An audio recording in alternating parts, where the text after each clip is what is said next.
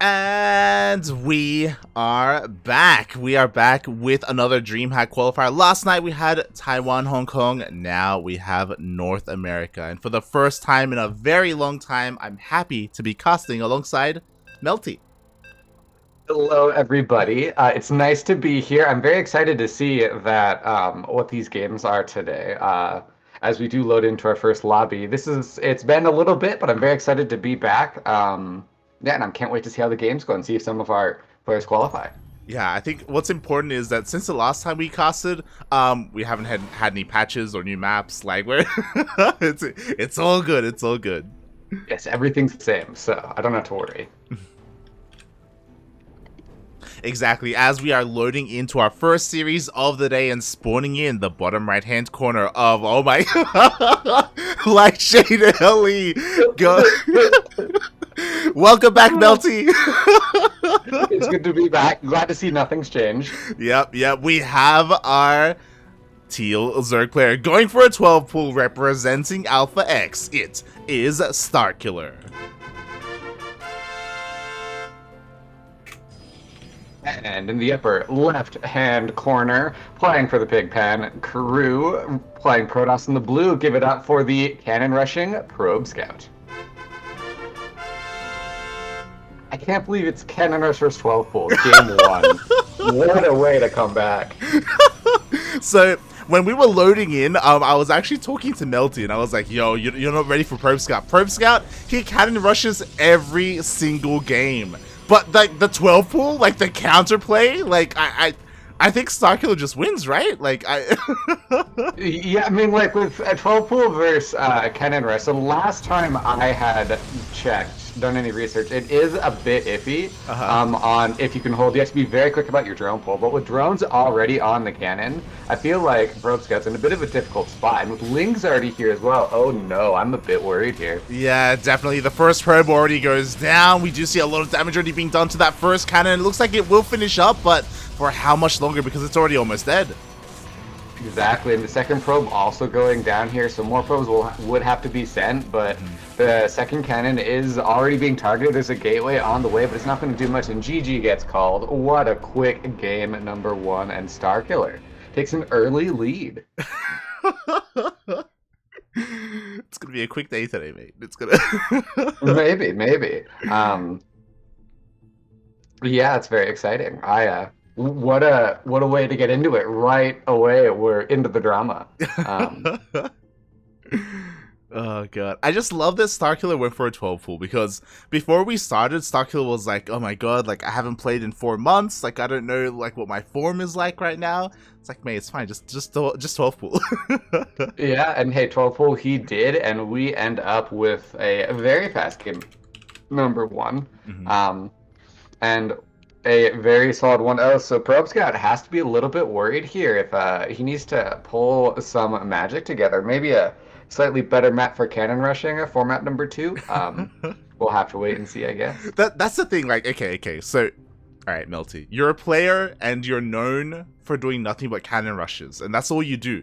like now in game 2, do you like commit to the meme or do Personally, I would commit to the meme because the cheesiest thing you can do as a cheesy player is play macro.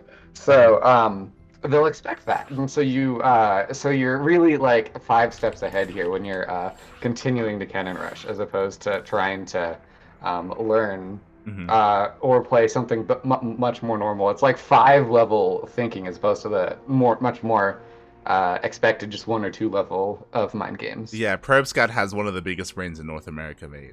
It's insane. Exactly. And that's what we're going for here, as we do, Blackburn. I feel like Blackburn is a pretty decent map for cannon rushes, but it's been a minute. Yeah, like there's a lot possible here on this map, right? Like maybe we shouldn't be getting into it, but like, you know, there's obviously the gold base, right? There's a short rushes by air, like there's a lot of quirky things that you can do. I just don't know if ProbeScout is gonna do it. Yeah. It's definitely a very interesting map because there's so much potential for a play, but it's also not your like everyday standard like macro map. It's not like King Sejong Station or one of the various other like two-player sort of normal-looking maps. It's a very interesting rush distance and and it's close by air both the slow zones. You have interesting things, but we probably won't get into that because it's probably going to be a cannon rush between you and me. Probably, but spawning in the bottom right-hand corner. This time, not going for a 12 pool. He's a madman. He's the American Zerg. He's teal. He's also representing Alpha X. It is Starkiller.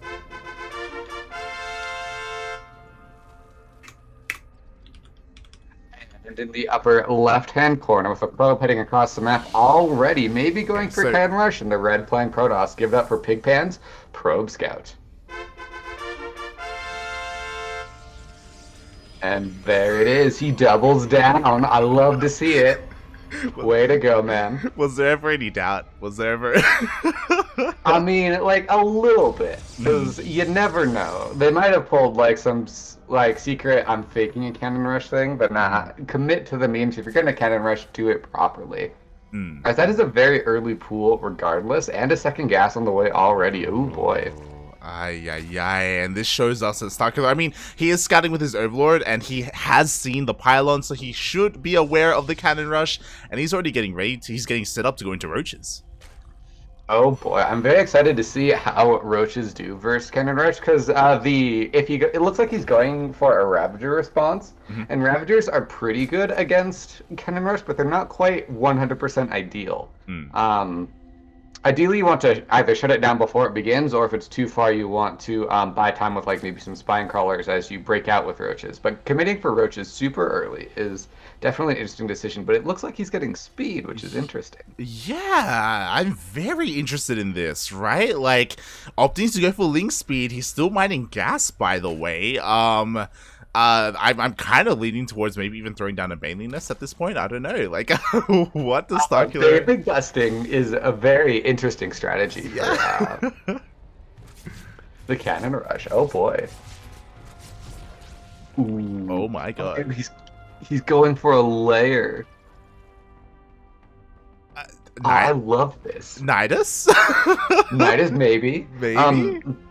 Potentially. He does have that Overlord over there, and if he gets another Overlord sent now, but if you look over at ProbeScout's page, you can see that he does have vision of all of the Nidus spots, so it's really not a great place to go Nidus across the map, so you'd have to walk up the ramp, which is a decision.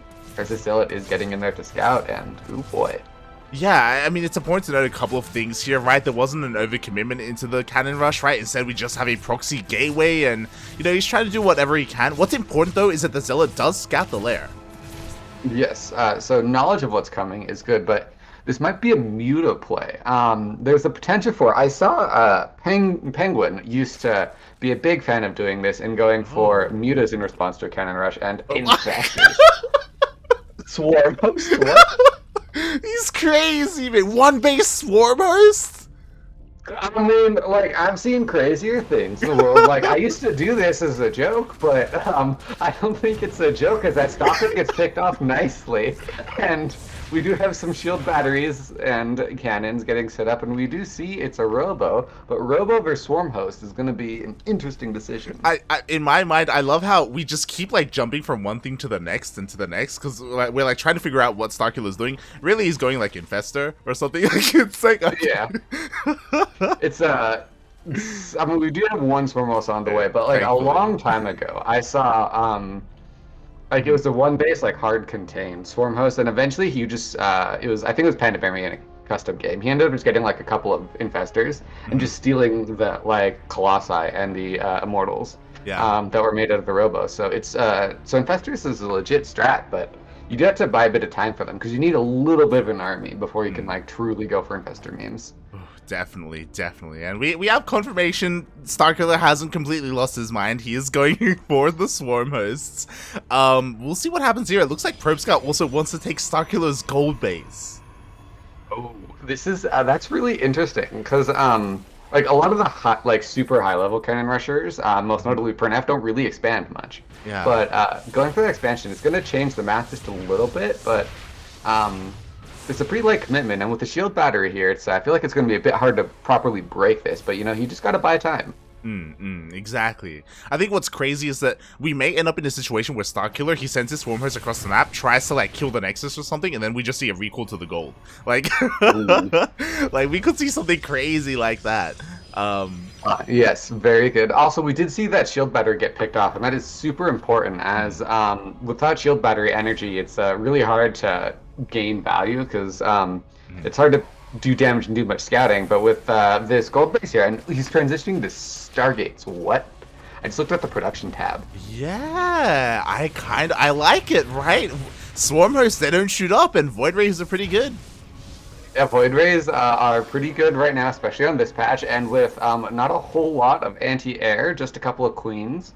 It's going to be a bit difficult to deal with them as he's even getting air weapons. But like, I feel like starkiller has to know something's up, right? I feel like he should, especially because, I mean, one, that's a really nice pickup on the Immortal. He also sees that the Robo isn't producing anymore, right? We don't have consistent Immortal production. Like, resources need to be spent somewhere, and oh my god, he's got a scout! Oh, he does see it. He sees that there's a Void Ray built and the 2 Stargates and the Nexus, so he knows everything that's going on and immediately recalls. But Starkiller, he's looking to try and break out, because you got to shut this down now, because if it gets too crazy, you only have like 1 hatchery producing queens. There's a whole lot you can do. Exactly, and ProbeScout may be looking for another ninja base.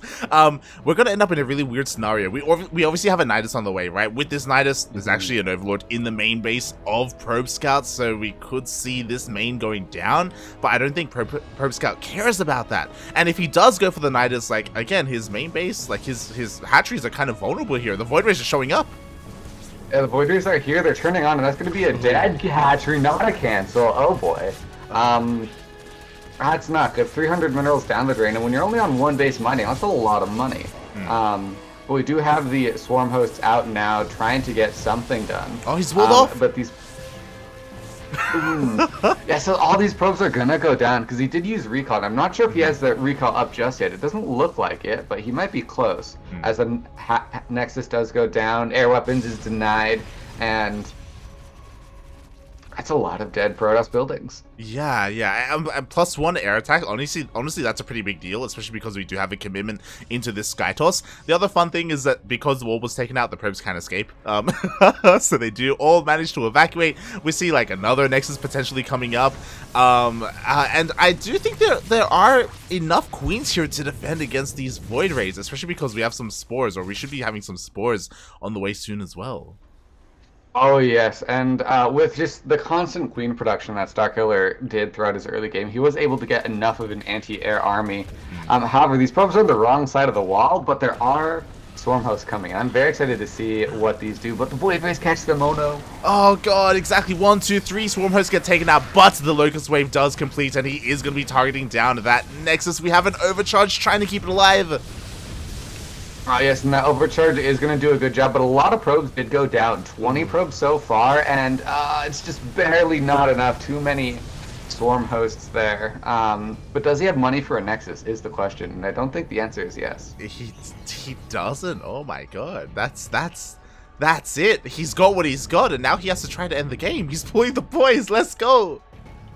Yes, everyone is invited to the party. Let's see how it goes. He is being revealed, so starkiller knows that this is it. And with the Queen's doing a nice job focus firing, the Spore Caller going down. It's a really close fight, but the probes are starting to fall, and the Queens are running out of energy, though. So, but with only 4, it's not enough. And GG, starkiller takes it. GG, well played. Congratulations, starkiller. What a series that we just had. That was a treat. Thank you for that. I very much enjoyed what I just experienced.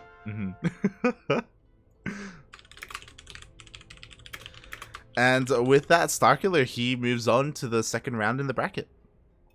Yes, and we are in the looks for another game to cast, which is gonna be I'm very excited to see what we see going forward as yeah, we just have to wait just a little bit, but it shouldn't be too long, as I'm sure another game will be coming up anytime now. Yeah. I mean, I did know that this was going to be a fast series, but I wanted to see what the hell would happen, and I'm not disappointed. 1 base swarm host. I never thought I'd see the day. That was great. Yeah, one base swarm host.